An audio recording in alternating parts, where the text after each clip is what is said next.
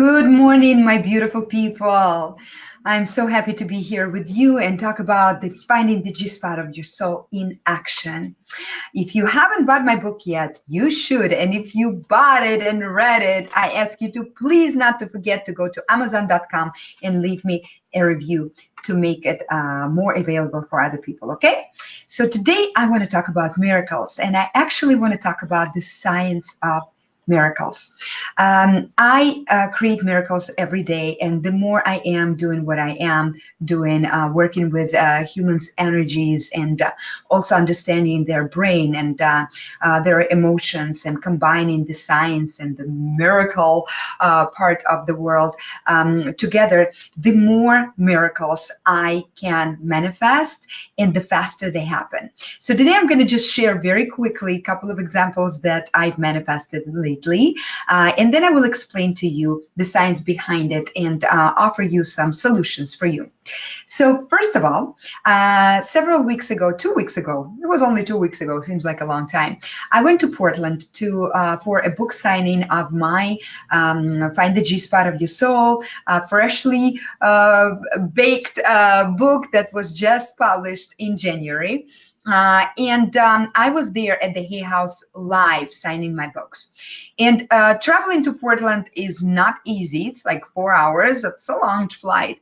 And I, to be honest with you, don't like flying next to the window or in the middle seat. I'm small and I have so much energy, and I feel like my energy is like, the vibrations usually on the plane are not the best anyway. And it's not a comfortable experience for me. But since I got the economy class because tickets were crazy expensive, they put me on the flight there in the middle, and I was just trying to arrange everything, but nothing would be happening. They told me that the flight was completely sold out and there is no way. So here I am already sitting there on the plane, and suddenly, I'm doing my miracle work. And suddenly, when the plane is already almost ready to take off, a lady comes to me and says, I have a seat for you. And she takes me, and I'm sitting in the aisle like I wanted to. And there are 2 more seats next to me. It was the only row that was free.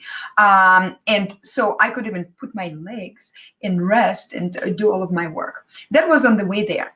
On the way back, I also have similar situation. They put me in the middle seat, and the flight is so oversold. They are offering 4 tickets and $500 vouchers and 5-star hotels, whatever, to everybody. And I'm just thinking, oh my God, there is no way I'm going to get my seat, right? And I'm looking around and I see that there's like huge amount of people. And right next to me, there is a couple with a little baby. So, I get up and I'm trying my luck and going to the counter, and the guys who are next to me, they also go to the counter and talk about something. And, I came to the lady and I said, oh my God, please, put me in the aisle. I don't feel comfortable. I have like kind of mild claustrophobia. I don't like it. And she says, no, we cannot do anything 100%. So I go back and, the room is full of people. And this couple with the baby right next to me. And I don't know why. I was doing my magical stuff too. And I just looked at them and I said, guys, what are you trying to accomplish? And they say, well, we're traveling together. There are 3 of us, but my seat, the husband says, my seat is far away. And I want to be with my wife and my baby. And I said, okay, what are your seats? Mine is 15B, the middle seat. She looks at me and she says, and mine is 15A. And the husband says, and mine is 19C, and it's an aisle seat. What? Out of this huge space, full of people, I was sitting right next to them, and we got up at the same time, so they gave me a sign that something is bothering them too. So that provoked me to ask them a question. And out of all seats, her seat was next to me, and his was in the aisle. I mean, really? So you understand, right? So these are just small examples, but I thought that was kind of cool, and I'm keeping this ticket now on my altar as my lucky ticket, a reminder that miracles happen every day. So what happens to us? I work with a lot of clients who come to me for energy work, for coaching, and everybody who comes to me, they say that they have this problem or that, or that, their work doesn't work, or that their relationship, they're not happy in relationship. And everybody has the same solution. They are so in their mind, they're trying to figure it out. They're trying to figure out how to get a better job. They're all over functioning. They're sending thousands of resumes. They think that the more resumes they send, that the more statistically they are going to have a chance to get a good job. Or they're trying to figure out things with their husbands or with their non-existing partners, right? How to do it. There's so much in their brain. And this is what happens with our brain. And this is, of course, based on the findings on one of my favorite guys, Dr. Joe Dispenza. I love the nerds. I love Dr. Joe Dispenza and all of his work. So as you see, do you see my little person? So this is his work, actually. Oh my goodness, how do I do it? So this is you. And this is your past and your future, right? And when you try to figure things out, you're looking back at your future. Oh, sorry. Here we go. This is past.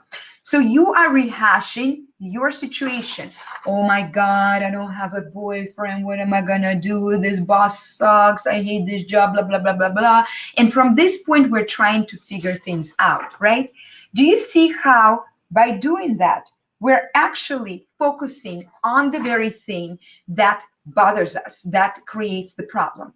When we put our focus there, our attention goes. Where our attention is very strong on something, we have an emotional reaction.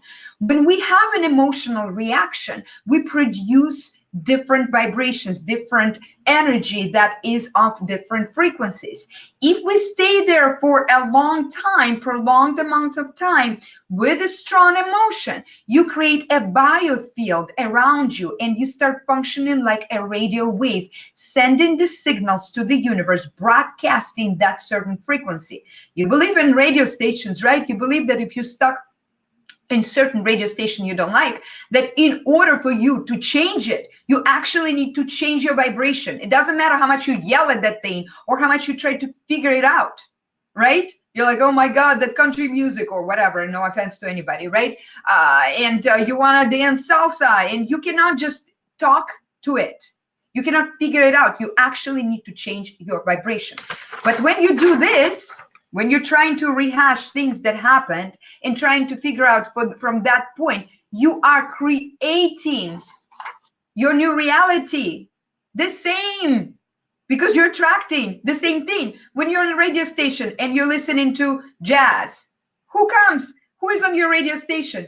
Those people who listen to jazz. So that's a metaphor, right? You attract circumstances, events, and situations and people who are of the same vibration. So we're constantly recreating our past. So no matter how many books you read, no matter how many courses you take, no matter how many personal affirmations you make, if you are mostly focused there and trying to figure things out with your brain, you are switching. You're not switching your radio station, so you're recreating it. So the sweet spot is right here, right? It's in the present moment, and we know it. And there are many, of course, tools that help us do that. And of course, meditation is like, there's no way around meditation. You just have to do your meditations. But the problem is that we also do our meditations in a kind of weird way. So if you just do it to do it, it's not going to help you, right? You really need to train your brain to stay in the present moment. But just meditations are not enough. You got to do, you got to help yourself out, right? First of all, energy work really helps because it brings you right away on another vibration. So if you are on the radio station of everything sucks in my life and you do an energy work, energy session, of course, I invite you to my energy sessions. We can do Reiki, we can do the energy scan where I put your hands and you can see all of your vibrations and then we switch them. I'm also right now finishing up with an incredible energy system that is kind of like a multidimensional medicine where we can address different layers of your energetic bodies, right? And see where the problem happens and take that problem and switch your vibration. So when you do things like that, you are right away, we're switching your radio station for you. And so it's easier not to be stuck in the past. It's easier not to keep rehashing the same situation and stay in the same vibration for you. So that's another tool for you. So you have meditation, you have energy work. But I also believe, and that's why I don't just follow one direction. I believe in combining tools, right? So I also believe that coaching is very important, because while you can do even successfully meditation in the morning, and you can have a great energy session that just jumpstart your positive vibration, the most important thing is what you do on a regular basis during the day, because our day is full of triggers that just wants your attention and wants to get you into the past vibration, right? And get that focus and get that energy going. So coaching practices and strategies, why I love coaching is that we're not just talking about what's working or what's not. We actually have tools that you apply throughout the day. So I believe that when you have a combination of that, you have your meditations, you are regular with your energy practices and energy healing sessions, and you have coaching tools for different triggers that only you have, because all of us have different triggers, okay? Whatever triggers me doesn't trigger you. So we find out what triggers you, and then we give you tools, and then you give me accountability. So I am your accountability partner, because you are constantly reporting to me how successful you are with applying these strategies over and over and creating new habits. Wow. And things like this are going to be an everyday part of your life. So if you're interested in coaching sessions, I'm starting coaching sessions for men, soon to be announced, a really cool program. And I've been already having incredible success with ladies. We have coaching online where you are going to be given small tasks to do every day, because we are shaping your psyche, reshaping your mind and your tools and your strategies. And you do your homework on your own. We can communicate through Messenger or email during the week. And then we meet once a week for a phone call and catch up. And I have miraculous things happening with my clients, because when you put all of this together, then you really can reshape your brain, and you can revive your soul, and you can start creating miracles. So if you're interested, as you can imagine, it's a one-on-one work. I cannot fit tons of people. So DM me if you're interested, and I will give you more details. But in the meanwhile, I hope that you're having a great time, and keep creating miracles, okay? And keep finding the G-spot of your soul. I love you. Bye.